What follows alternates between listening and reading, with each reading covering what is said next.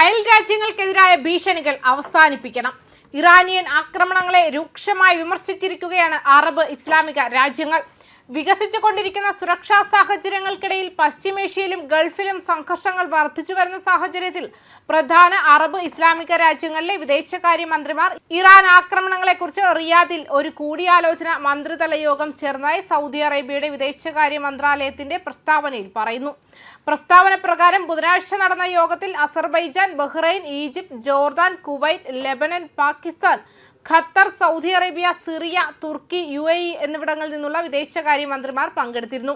പ്രസ്താവന പ്രകാരം എല്ലാ ആക്രമണങ്ങളും ഉടനടി നിർത്തലാക്കാനും അയൽ രാജ്യങ്ങൾക്കെതിരായ ഏതെങ്കിലും പ്രകോപനപരമായ പ്രവൃത്തികളോ ഭീഷണികളോ നിരുപാധികം അവസാനിപ്പിക്കാനും അറബ് രാജ്യങ്ങളിലെ അതിന്റെ അനുബന്ധ സായുധ സംഘങ്ങൾക്ക് പിന്തുണയും ധനസഹായവും ആയുധങ്ങളും നൽകുന്നത് നിർത്തലാക്കാനും ആവശ്യപ്പെട്ട സുരക്ഷാ കൗൺസിൽ പ്രമേയം 28/17 നടപ്പിലാക്കുന്നതിന് ഇറാൻ അനുസരിക്കേണ്ടതിന്റെ ആവശ്യകത മന്ത്രിമാർ ഊന്നിപ്പറയുകയും ചെയ്തു. ഇറാൻ തങ്ങളുടെ ലക്ഷ്യങ്ങൾ നിറവേറ്റുന്നതിനും ഈ രാജ്യങ്ങളുടെ താൽപര്യങ്ങൾക്ക് വിരുദ്ധമായും ഇത് ചെയ്യുന്നു.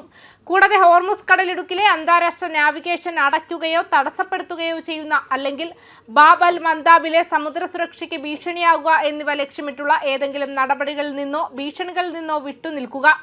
ഗൾഫ് സഹകരണ കൗൺസിൽ രാജ്യങ്ങളായ ജോർദാൻ, അസർബൈജാൻ, തുർക്കി എന്നിവയ്ക്കെതിരായ ഇറാൻ ആക്രമണങ്ങളെക്കുറിച്ച് മന്ത്രിമാർ ചർച്ച ചെയ്തു.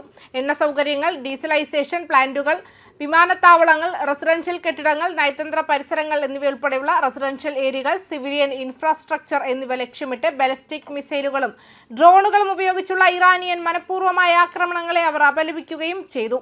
അത്തരം ആക്രമണങ്ങളെ ഒരു കാരണവശാലും അല്ലെങ്കിൽ ഒരു തരത്തിലും ന്യായീകരിക്കാൻ കഴിയില്ലെന്നും മന്ത്രിമാർ സ്ഥിരീകരിച്ചു. ഐക്യരാഷ്ട്രസഭയുടെ ചാർട്ടറിന്റെ ആർട്ടിക്കിൾ 51 അനുസരിച്ച് സ്വയം പ്രതിരോധിക്കാനുള്ള സംസ്ഥാനങ്ങളുടെ അവകാശവും മന്ത്രിമാർ ഊന്നി പറഞ്ഞു.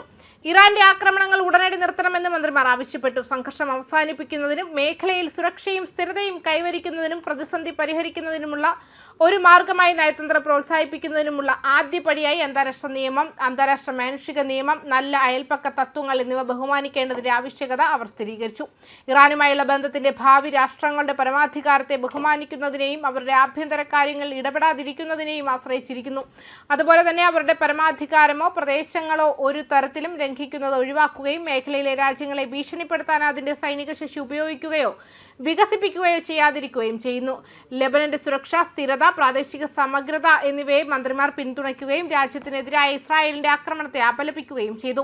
ഈ കാര്യത്തിൽ തീവ്രമായ കൂടിയാലോചനയും ഏകോപനവും തുടരുന്നതിനും വികസനങ്ങൾ നിരീക്ഷിക്കുന്നതിനും ഉയർന്നു വരുന്ന പ്രശ്നങ്ങൾ വിലയിരുത്തുന്നതിനും പൊതുവായ നിലപാടുകൾ രൂപപ്പെടുത്തുന്നതിനും അവരുടെ സുരക്ഷ, സ്ഥിരത, പരമാധികാരം എന്നിവ സംരക്ഷിക്കുന്നതിനും അവരുടെ പ്രദേശങ്ങളിലെ ഇറാനിയൻ ഹീനമായ ആക്രമണങ്ങൾ തടയുന്നതിനും ആവശ്യമായ നിയമാനുസൃത നടപടികളും നടപടിക്രമങ്ങളും സ്വീകരിക്കുന്നതിനും മന്ത്രിമാർ പ്രതിജ്ഞാബദ്ധരാണെന്നും പ്രസ്താവന അവസാനിപ്പിക്കുകയും ചെയ്തു. ന്യൂസ് ഡെസ്ക് കർമ്മ ന്യൂസ്.